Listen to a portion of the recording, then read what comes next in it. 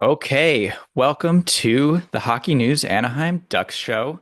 The 2024-25 season is in the books. It's been in the books for about 2 weeks now, and we've had a lot of changes in the Ducks sphere, but let me welcome on Derek Lee. I'm Patrick Present. Derek, how you doing, man? I'm good, Patrick. It's good to be back, I guess, in a way. It is. It feels like it's been forever since the end of the season, but it's only been 2 weeks.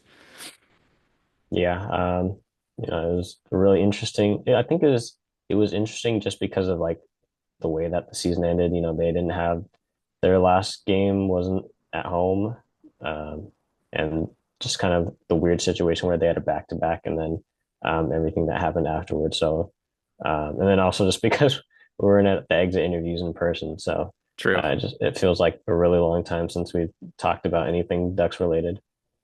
Well, why don't we get into it? So, 82 game season, the Ducks finished with a 35, 37, and 10 record, good enough for 80 points and a 21-point increase over the 23-24 season. However, 3 days after the season, the Ducks decided to let Greg Cronin go as head coach and forfeit the last year of his contract, and now they're on the coaching search. So, what were your overall takeaways from that weird long season? Um, it was interesting because there were points up the season where I think you felt like they kind of had things together, and you could see kind of the vision that Greg Cronin had for this team and what he wanted them to do in order to be successful and kind of aim for that playoff berth. But there were a lot of times too where it just felt like the goaltenders were the only ones showing up. I mean, maybe I shouldn't say it that way, but the goaltenders were the only ones that kind of it looked like they were at the level that they can be on a consistent basis because this team is a lot better than 80 points, even with the 21-point increase. But that just kind of shows how really tough that last season was. Yes, I think, like you said, the season was buoyed by the goaltending, I would say. However, as a group on the ice, they did show some signs of improvement as far as like the details of their on ice play, defensive zone structure, and whatnot. Like they weren't nearly as leaky as they had been in the last 2 seasons, where it was just backdoor tap in after unguarded screen, like stuff like that. Like they were a lot more diligent in front of the goaltending, but like we've said a bunch, they just spent too much time in the D zone and just had very little offensive game plan aside from literally just funnel pucks and bodies to the front of the net, which sounds great if you have the roster for it, which they did not. Yeah, I think the way that Cronin kind of wanted the team to play was a little counterintuitive to the guys that they have on the roster. And we saw that, especially toward the second half, the season after Four Nations. A lot of these guys thrive off the rush. They thrive when they have speed on entries and getting out of the zone quickly. And I think we saw Leo Carlson take a big step in the second half. Cutter Gauthier took a big step. Those guys were playing together a lot after the Four Nations. And even defensively too, I think they did a really good job of limiting penalties for the most part. I think that was a really big issue last year. Unfortunately, the special teams were also a big issue this year, and so even though they weren't on the penalty kill as much, it felt like they were still kind of allowing the same amount of goals just because of how bad their penalty kill had been all season. Yeah, definitely. And I want to get into some of the progress those young players made because it seemed like at the beginning of the season, the offense was just coming from that Vetrano Strom Terry line. And every young player kind of stumbled out of the gate except for Jackson Lacombe and Lucas Dostal. But towards the end of the season, once the picture started becoming clearer, it didn't seem like the guys were playing much different aside from McTavish and Gauthier, I would say, kind of came into their own. But the pucks just started finding the backs of the net. Yeah, I would agree. I think Leo especially was kind of a bit relieved about that as maybe some of the shots that he was taking earlier in the season, they weren't necessarily going in, but after the Four Nations, I think he was able to kind of get that confidence boost. I think playing along someone like Cutter too is you can kind of feed off of that playing with somebody that's pretty close in age to you. I think he was able to kind of find that confidence and needing to shoot a lot more. I think that's something that Cronin and general manager Pat Verbeek kind of spoke about over the course of the season is they want to be able to shoot the puck more And I think he was finding himself in those spots where he can shoot the puck and he can kind of find those areas where he can get to that allow him to score a little bit more. Yeah, with Carlson, Carlson was kind of frustrating for me this season because like just the talent flying through the neutral zone is undeniable. And the way he generates offense off the rush is great, but like the in zone offense, I think needs some work. I think he needs to, I don't know about get a little stronger, but get a little better on the boards. And then he just, his default is to move the puck to the point or move the puck down low and then just head straight for the net instead of finding soft ice to get open. And I think that's really gonna like he's best when he has the puck on his stick. So once he can find that soft ice to get pucks back, that's going to really unlock the next level of his offensive game, in my opinion. Yeah, I think you can kind of compare that a little bit to Trevor Zegris as well. Like those two guys are really great at finding guys in spots that maybe the average player wouldn't necessarily be able to, but also finding those areas for themselves, like using their feet. I know Sam Colangelo talked a little bit about that at the end of the season is just being able to use his skating and find kind of those spots where you can just be in. And then those guys, because their vision is so good, they can find you in those spots. Yeah, there's definitely a time and a place to get to the front, but when your game is centered around having the puck on your stick, like you got to try to get the puck on your stick more, and you have other guys on your line that can do the dirty work and crash and bang in front of the net. You mentioned Zegras. Um, these last 2 years have been tough for him from an injury perspective. He's also been trying to round out his 200-foot game. In doing so, his offensive game has been clearly dimmed. Um, Hopefully, with a new coach, a new system, a new mandate, he can get back to that 60, 70 point player that we saw in the first 2 years of his career. Yeah, it'll be interesting to see. I think how the next head coach kind of utilizes him because he played a lot of the season as a winger, whether it was alongside Carlson or Mason McTavish or whoever it was. So I think just kind of the way that the next head coach sets up their system, I'll be interested to see kind of where they see Zegers fitting in and whether that's as a winger or center. Yeah, I have a feeling he's just a winger at this point. I know we all love to see him make plays in the middle of the ice, but I think I've told this to you, and I don't know if I've said it or like written about it, but in the modern day NHL, I think hopefully with a new coach with a brighter vision can go towards more of positionless hockey to where, it's just about reading off of the flow of the game. And that's going to help guys like Trevor Zegras just be in the middle of the ice more. Like you look at wingers like Nikita Kucherov and Mitch Marner, Artemi Panarin, David Pastrnak, like they don't have any problems getting to the middle of the ice on the rush or regroups and whatnot, breakouts, and making plays from there. I think that's going to be big for Zegras because what wingers did in Cronin's system kind of limited that aspect of his game. So, because to be honest, I don't think Zegras is that good at the traditional center things like, you know, defensive zone coverage, being the low man. He's good at breakouts, but when you can't get to that point, I think it's an issue. So, I think he can take a page out of someone like Mitch Marner's book and manufacture ways to get to the middle of the ice on the rush and create plays from there. The thing too, Um, I think about you look at how kind of Marner operates too. He's a really solid defensive player. Like just because Zegras isn't playing center anymore or whatnot doesn't mean he can't be valuable at both ends of the ice. Agreed. Agreed. Um, let's keep running through the players. I thought Mason McTavish kind of came into his own throughout the year. Pucks again started finding the back of the net, but he was clearly injured the first month or two, maybe. Um, the puck started going in, I thought his defensive game really came a long way this season. Yeah, I mean, there was points last year where they would have coverage and he's just kind of in no man's land. I think he did a really great job of committing to that aspect of his game this season. In the penalty taking department too as well. I mean, we mentioned how many penalties they took last season. I think McTavish was a big part of that, and so not only them cutting down on penalties as a team, but McTavish too. I think those two aspects you can find a lot of improvement in those areas. Definitely. And I want to quickly jump to like a little offseason preview with McTavish specifically because he is an RFA now. and he has been eligible to sign an extension. Um, how do you see this offseason playing out? I know Verbeek took his time last, 2 years ago with his RFAs, and it kind of, to his detriment, cost Zegris and Drysdale some time. Hopefully, the McTavish situation is sorted out a little bit sooner than that. Yeah, I would imagine he doesn't want the same situation to kind of come up again.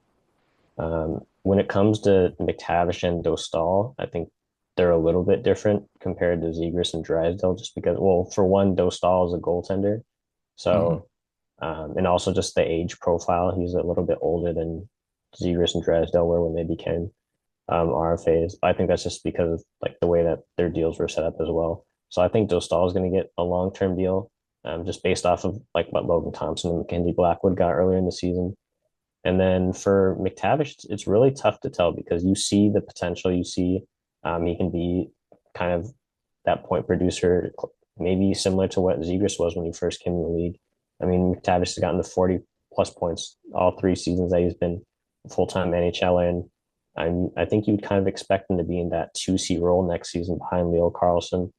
It just kind of depends on who he plays with, whether it's Zegras or someone like Troy Terry, or maybe it's somebody that they bring in during the summer. So, um, yeah, it'll be interesting. I think what kind of deal that he gets kind of will signal how much Pat Verbeek values him, because I think he said in the past that he kind of likes having those bridge deals because it gives him flexibility and whatnot.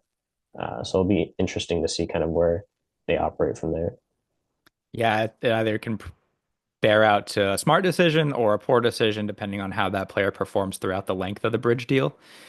But I think we can kind of guess it's going to be that. It's not going to be the, Matty Beniers 7x7 or, nothing like that. So I think, you know, we're probably looking at a 2, 3 year deal, in my opinion, but we shall see. Who knows? Um, let's move on to oh, you know what? Let's move to the blue line and talk about Jackson Lacomb's little breakout season that he had this year. He signed a bit of a bridge deal, just a 2 year, I think it was like 950K per year. So that's going to look like a bargain next year, but he came a long way this year, and it's going to give the Ducks a lot more flexibility moving forward, and just to have that guy that you can count on in every situation is pretty big, and we weren't expecting it to come from number two. Yeah, it was interesting because I don't know if it was last year too, but I know this preseason, Alex Korn had kind of mentioned that Lacombe was the guy that really stuck out to him. And I think that was kind of surprising just based off what we saw last year. Like Pavel Minchikov had a great rookie season. Owen Zellweger was still kind of getting his feet wet in terms of becoming a regular in the NHL. And Lacombe, he had been solid in his own right. Like last year or 2023-24 was his first full season as a pro. And the combination of him and Radko Gudas, that was a really solid pairing. And so to see him kind of take that next step this season, I think that was really cool to see. Obviously, he's a little bit older than guys like Minchikov and Zellweger. He played all 4 years at University of Minnesota, but just being able to kind of see him take over that number one role, so to speak, especially after Cam Fowler got traded away. It's like they needed someone to kind of take the mantle, I guess, from the previous regime in a way. But yeah, it'll be interesting to see kind of where they go with Lacombe. I think he's eligible for an extension on July 1st. So just because of like the way that his contract was, like they burned the first year because he came out of college at the end of the 2022-23 season. So they got a little bit of a discount there with that, but I think this next deal will be a little bit more than that. Yeah. And let's move on to the other two youngsters on the left side, Zellweger and Minchikov. They were victim of a big time logjam throughout the entirety of the season that kind of got cleared up toward the end, but kind of didn't at the same time. Um, with they brought in Dumoulin in the offseason last year, Fowler to start the season as well. Kind of left them as the odd men out on occasion. And even when they were on the ice, it felt like they were trying their best to not end up back in the press box. So, like with Zegris, I think we saw their offensive potential a little bit dimmer than we were expecting. Now that that is cleared up, uh, you know, going into next season, we should may hopefully see a progression from those two guys, both offensively and defensively. What did you make of their seasons, as frustrating as it was? I mean, it definitely felt like their offensive ability was stunted a bit. You know, you can still see like they have those flashes where they're aggressive. I know you really like when Minchikov's in the neutral zone and he's kind of killing the plays and sending it back up the other way. Zellweger is obviously very aggressive coming down from the point. He loves to rip shots. I think he might have been either the highest or the second highest on the team among defensemen in terms of shots on goal, just because he loves to rip it from everywhere. But yeah, like you said, like it every time those guys were in the lineup, it felt like it's just kind of okay, don't mess up, don't make a mistake because you're gonna get hooked out of the lineup for next game. And then I think even Cronin and Verbeek had kind of um, alluded to the fact that these guys weren't even getting pulled out of the lineup because of performance factors. It was just kind of, oh, hey, this is what we're going to do this game, right? So I can imagine how confusing and frustrating that can be for a young guy. I certainly would feel the same way if I was in the same situation. So um, it's really interesting how everything was handled. You know, like you mentioned, Dumoulin, and then Fowler still being there. Then Trouba comes in right before Fowler gets shipped out, so it didn't really solve anything. And then Drew Helson came up. He was kind of sitting for a little bit, and then he got a really long run of games as they kind of try to just have a left-right pairing. But obviously that didn't matter because when Ian Moore came up, they started playing a righty on the left side. So I don't know, like we might not ever actually know the real reason why they kind of just had it that way. Like Cronin would give a variety of reasons throughout the season about why it was kind of that way. But yeah, at this point, I'm looking forward to seeing all three of those guys in the lineup on a regular basis, and that should hopefully be this upcoming season. Yeah, and if they end up in a situation where they have more lefties than righties, I hope it's not as big of a deal as they made it seem, or at least that's what they told us. So, because you look around the league right now and so many teams are deploying 4 or 5 lefties in a lineup on their blue line. So hopefully that's not really an issue. I don't think it has to be an issue.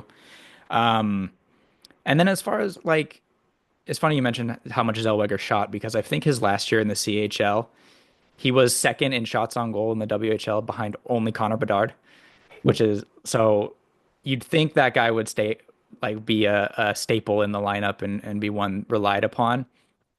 But, not to like bag on Cronin too much and how he ran the team because for all the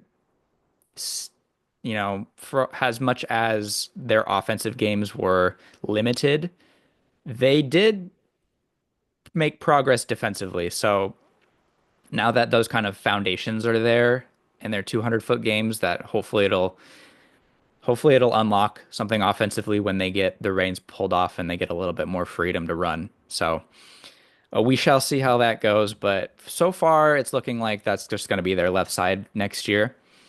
And then let's do a little off-season preview, a little maybe free agency. What's the biggest need that you think that they need to add this offseason I think via it's got trade to or free be, agency? Sorry. I think it's got to be a top six forward. You know, like with all due respect to guys like Alex Killorn, Frank Vetrano, Ryan Strome, those are solid veteran guys. They're great for the locker room. Like they're really well liked inside the room by the team. But those aren't guys like you can have in your top six and be a playoff caliber team. Like those are guys that are on your top nine and they're really great contributors, but those aren't the guys that should be playing 18, 19 minutes a game. Like you need guys like Carlson, Gauthier, Troy Terry. Like those are the guys that are going to be the cornerstones.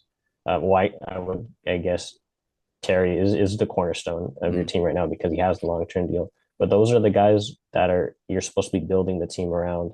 And when those guys aren't getting the most ice time or close to the most ice time every game, it's kind of like, well, what are we doing here, right? I think there's situations that they needed guys to be playing more in, and they kind of did that a little bit at the end of the season, right? Leo and Cutter and Troy, they were all playing on the penalty kill. They were playing on the power play. Well, I mean, Cutter was kind of on and off the Yeah. power play, but that's a different discussion. But like those are the guys that you need to be building around. They need to be playing the most minutes. And I think that was a big kind of crutch for Cronin is having the Toronto Strom Terry line just a constant throughout the season, and despite flipping around every other line. So I think like Vetrano and Strom, like those are capable guys. Killorn was great with Carlson all season. But when you have those guys in your top nine because you've brought in a higher caliber player, that allows you to have more depth. It's not about, oh, well, these guys aren't good enough anymore. It's just having them in more roles that are complementary and maybe that can kind of open it up a little bit more for them because in those situations they're playing against quote unquote weaker competition, right? Because Mhm. the top six is playing against the opposing top six for the most part. And then you have these guys in your top nine or your bottom six that are a little bit maybe stronger than the opposing top six, bottom nine. You can kind of use that to your advantage.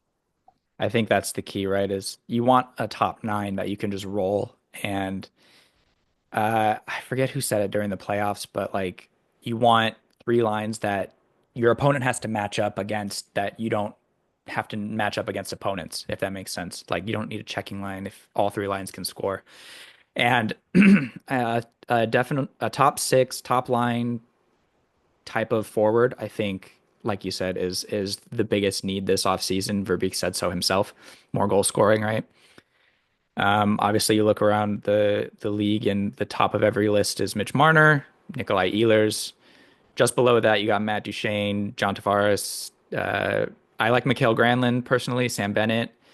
Unless you're bringing in a superstar caliber, like shutdown defenseman, um, I think you stick to the forward as your biggest need.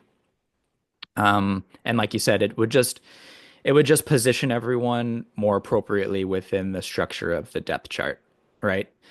So yeah, I think yeah, you nailed it there. And then so let's move on, unless you have anything else to add there. I mean, I don't know if that's somebody to go after, but Brock Besser is kind of Brock an Besser. option too. I think for a few teams, I don't know. If that's somebody that Anaheim would be interested in, but he's definitely going to be one of the premier like goal scoring options on the free agent market. You're totally right, and that's going to come with a big price tag because, as we all know, the salary cap's going up. So none of these guys that we just mentioned are going to be cheap, So we have to just rearrange what we think of as a $8 million player. It's not what an $8 million player used to be, right? Mm. We're gonna have to think of $8 million like we think of $6 million players now. So, all right. So they announced yesterday being Wednesday, that the NHL Draft Lottery will be held on Monday, and it's usually like before that playoff game starts. So it'll be on ESPN in the States. Um, so it's always a stressful time, but just to break it down, Ducks finished with the eighth worst record in the league, so they'll have a 6% chance at winning the first overall lottery. There will be two lottery draws. They have a 6.2% chance of winning the second lottery and drafting second overall, a 0.2% chance of winning third overall, 54.4% chance of staying at eight, and a 30% chance of moving back to nine, and a 3.2% chance of moving back to 10. This hasn't gone the Ducks' way in any year previously, and I will get into detail with an upcoming article, and I'll tell you in a minute. But going into this draft lottery, what are your thoughts, hopes, aspirations going into Monday? Any will be crossing your fingers or just whatever? I mean, it's hard to hope for anything after they lost the Connor Bedard sweepstakes, right? I mean, I just hope they don't drop. It's like every time they've had a chance to kind of go up, they've either dropped or they just stood at wherever their projected spot was, which is fine. I'd rather they stay than drop because then at least you have a little bit more of a pool to work with. But yeah, I mean, just based off of kind of where they can be, I don't think there's a huge gap in terms of the guys that they'll be able to look at from like what was it like 3 through 8 or whatever is going to be, unless I get first, which would be great. But I'm not holding my breath for that. Right. So it's I don't think it's as big of a deal as like past years, like even like last year, obviously 2 years ago. Correct. Like this, looking at this year's right now, we've been getting a little deeper into the draft coverage, because it's like 2 months away now. There is a 1-2. It's Matthew Schaefer and Michael Misa, and after that, it's kind of like 3 through 10. It's just who you like at that point. There's a consensus that it's Higgins, then Martone, then like a combination. But like you said, this isn't a Macklin Celebrini, Connor Bedard, kind of year where there's a clear cut number one can't miss guy. So of course this would be the year that the Ducks win it. But just breaking it down, they have missed the playoffs for 7 straight years. Only two teams have a longer record or a longer streak than that. The Ducks have never selected one overall. They have never even had a number one pick play for them. Uh, you mentioned the Connor Bedard year, so this is a terrible stat, but the last the last the last four last four NHL Draft lotteries, the team with the highest percentage to win has won it 3 times. The Ducks had the highest percentage to win 1 time, and they didn't win. So they're the Right. only team in the last 4 years to do so, and that was the Connor Bedard year. And then, of course, there have been 3 generational players since the lockout in 0405. Generational, they got that label, and that was Sidney Crosby, Connor Bedard, and Connor McDavid. And the Ducks had to draft second behind two of them. Yeah. So if any team deserves it, it's the Ducks. So, but of course, this is again the year that there's no clear cut number one. So I just want to win. Like they deserve it. Yeah. Even if it doesn't make sense, even if they get another left shot defenseman, I don't care. I think they need a win. But, and the other, unless you have anything else to add to that, like breakdown. No. Oh, well, actually, would you, if they won, like if you were the Ducks and they won, would you trade the pick? No, no, you don't trade top picks. You don't trade top 10 picks. It never works out for the team that trades the pick. If you look at years past, the, what was it?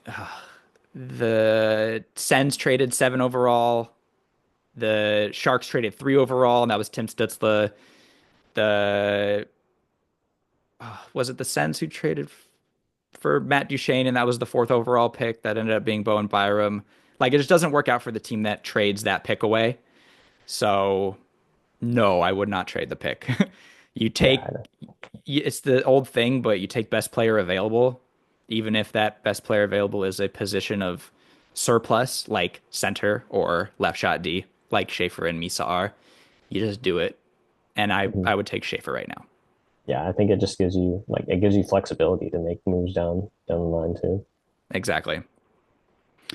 Okay, last piece of news is the Ducks coaching search. Now, there have been rumors and confirmations, but I just wrote a piece today that there are 8 teams in search of coaches right now, maybe more to come. But a lot of those teams are original 6 teams or tentpole franchises like the Penguins, Rangers, Bruins, Blackhawks. Um, what are your thoughts on the direction the Ducks should go with their head coach? Because we're I firmly mean, in it now. yeah, I mean, the Ducks are always like they're notorious for being tight-lipped, so it's really tough to kind of get a read on who they're going to be looking at and who they're speaking to. I think the only one that's actually kind of been confirmed as close as it can be that they've spoke to is Joel Quenneville, who coached the Blackhawks for many years, coached the Panthers. I think it was 2021 before Mhm. he resigned. Um, but yeah, it's really interesting just because of everything that's going on with Joel Quenneville, the Kyle Beach case, and um, everything that happened after that. Uh, I don't. I feel like it's not like my place to speak on that, just because of like I don't know everything and whatnot. I personally, I don't think it's a great idea that they're kind of like he's kind of being painted as this solidified candidate, just because, like when things like that happen, obviously everyone deserves a second chance, and um, but just because of everything that happened and the fallout from everything that happened, even though like you want to say it was a decade ago or whatnot, it's really weird to see somebody just come back in and they get like the job that they had before, because that's kind of something that doesn't really happen in society. When you mess up and you make a mistake, it's not like, okay, here you go, you get your like top job back or whatever. I think it would have been nice to see him maybe go become an assistant somewhere, whether it was in the AHL or the AHL, Europe, whatnot, and kind of get his feet wet again before going back into the league. And I think a lot of people have kind of spoken about how um, Quenneville and Verbeek were teammates in Hartford, so this is kind of his old friend doing him a solid and whatnot. But it sounds like he's a pretty high candidate on their list, just according to like guys like Darren Dreger mentioned that the other day. Frank Saravalli, for all his warts and whatnot, has also mentioned that Quenneville has spoken to the Ducks. Um, so it's just a really interesting time to kind of cover the team, because I know a lot of people are unhappy about the way that the Ducks are going about this, and especially if something does happen, like say he does get hired, I think it's going to be interesting how uh, it's kind of perceived by not only Ducks fans but just the general public. Yeah, and I understand why it would be the Ducks to make that jump and pull the trigger, I guess, but I don't know if it's a good fit. I don't know if I personally want that. It's a lot of baggage. I understand the everyone deserves a second chance. Like you said, he's already 67 years old.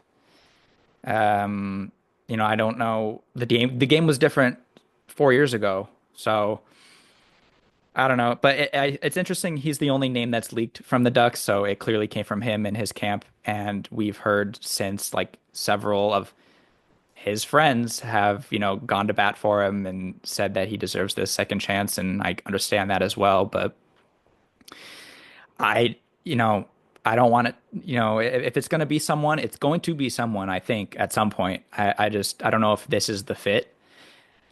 He has said that he wants to contend for cups, so immediately, which makes sense. Again, he's 67 years old. He would be the oldest coach in the NHL if he were to be hired. And the Ducks have one of the youngest rosters. Again, I don't know if that's a fit. And when you look at, I just briefly went through available candidates this morning at like 3 a.m. because I couldn't sleep. Um, like you got Tocchet and Sullivan who just got let go, Jay Woodcroft, David Carl obviously is the big name, Pat Ferschweiler, Drew Bannister, Lalonde, Boucher, Richard, Stevens, Granado. Like it goes on and on. And Pat Verbeek has said to be casting a wide net. So I think there are many candidates who are deserving of a job, who are qualified, who maybe can mesh better with the roster the Ducks are putting forth. Again, I don't know much about these coaches' play styles or coaching styles and their systems and everything. So it's hard to determine who's a good fit other than this guy is young, he can connect to young guys. It's kind of hard from our position. It's just it's a big risk. It's a big it's a big chance that the Ducks would be taking, and I understand again why it'd be them and maybe not a higher profile organization. But again, I don't know if a team who just let Bob Murray go a couple of years ago, and then who just let Greg Cronin go, who are, I don't know, I don't want to say abusive, but like they have been known to get on guys. Well, Bob Murray definitely was abusive. I don't know. And Cronin has been in the past. But regardless, I don't know if going into another situation where there's been a past of that is the best path forward. Is the Yeah. best way I can put it, I Yeah, guess. I would agree. It's hard to formulate thoughts like that, like right off the jump. Like maybe we like talked about this like before or whatever. But it's going to be really interesting if Joel Quenneville does end up being the hiring. I think it's going to be a little uncomfortable too. I think just because like we're going to have to cover it, and it's not like a woe is me kind of thing. It's just like those are things we're going to have to address, and he's going to have to address if that happens. I think that's even something that can be addressed, even if he's not the candidate to at the end of the day, like just kind of to get a peek into the window of Pat Verbeek's thought process. Yeah, it doesn't sound like David Carl will be that guy for Anaheim. Just, I think he's maybe, I don't want to speak for him, but like it seems like he's pretty comfortable just being at Denver still for the time being. And it's just a matter of the Ducks finding maybe somebody that can kind of bridge that gap between like the older and the younger generation. Yeah, if I were to be like, okay, Derek, like before we go real quick, what if you were to make your perfect coach, what kind of principles would they carry and instill in the organization, in the team, in the locker room, on the ice? Well, I mean, respect is like the first thing, right? If your guys don't respect you and you don't respect them, then you're not going to get very far. I think respect and just having like confidence in them to be able to do their job. Like there's a lot of times throughout last season where Cronin would bench guys for it, not like no reason, but like there was definitely a different set of standards for certain players and accountability. As much as they preached it, felt like there were times where like the accountability was not the same for everyone. So I think just being able to have that, and that comes through communication too. So just communication and respect, and I mean just being a good person, like that goes a long way, and guys will go to war or to battle, like whatever the cliche you want to use is. If you treat them with respect and you kind of make sure everything's communicated well. Yeah, I would like a guy who has the backs of his whole roster, not just a select few, right? A guy who will dole out punishment and praise equally, and on the ice, who will implement a system catered to the strengths of the team that Verbeek puts together, and who isn't a lightning rod, who isn't the main character, who kind of, I don't know, who can just implement, like I said, the system catered to the squad, and get them over the hump and really elevate, be the tide that raises the ships, I guess, is how I'd put it. Yep, I'd agree. All right, I think that'll do it. So fingers crossed for the draft lottery on Monday. Um, Draft is in 2 months, so we'll talk again before then, I'm sure. We'll talk, I'm sure, probably once the coach is hired, whoever that may be. Looking forward, it's usually around 6 weeks to 8 weeks after the end of the season that a coach is hired, that there's usually a run. There's usually a first domino that falls and then a whole bunch after. So, uh, I guess follow us on the hockey news on social media platforms, all that good stuff. Anything to say leading out? Um, let's go Ducks. All right, we'll see you next time. And thanks for watching, reading, listening, all the above. Again, I'm Patrick Present for Derek Lee. See ya.